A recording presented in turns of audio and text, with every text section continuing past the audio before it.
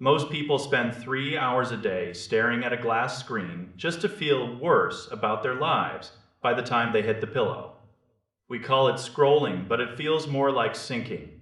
What if you could flip that script entirely? I am looking at an app called Deepstash right now. It wants to take those 5-minute gaps in your day and turn them into a library of insights. This is a micro-learning tool. It takes massive books. It takes long-winded podcasts. It takes dense articles. Then it boils them all down. It turns them into these tiny readable cards called stashes. You are basically getting the highlight reel of human wisdom without the fluff. Think about the last time you tried to finish a nonfiction book. Maybe you got 20 pages in. Then life happened. You never picked it up again. This app tries to solve that problem by giving you the core concepts and the time it takes to brew a pot of coffee.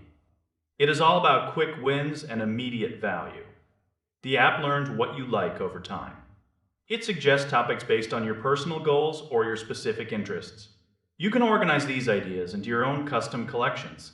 It is like having a digital scrapbook for your brain.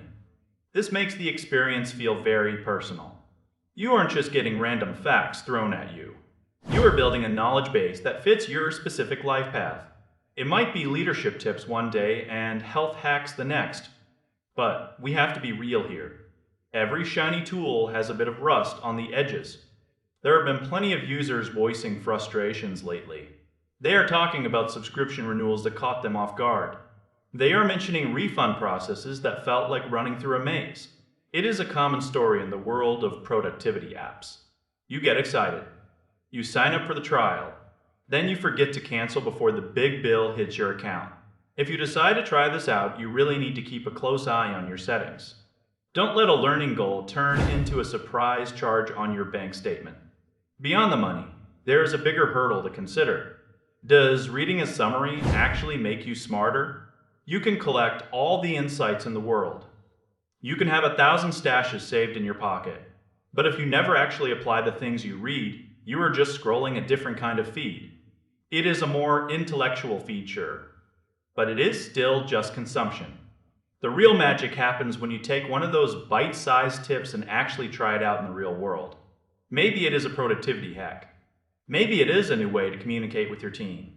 Maybe it is a method for managing stress. That is where the value lives. It lives in the action. This app is a tool, not a cure. It is not a scam. It is a legitimate way to build a habit of curiosity. You just have to be the one who does the heavy lifting after you close the app. It is a challenge to stop the endless loop of social media. It takes effort to choose a paragraph of wisdom over a video of a dancing cat.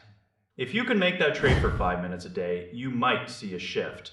It is about replacing mindless consumption with intentional growth. Deepstash provides the content, but you provide the discipline. The world is full of noise.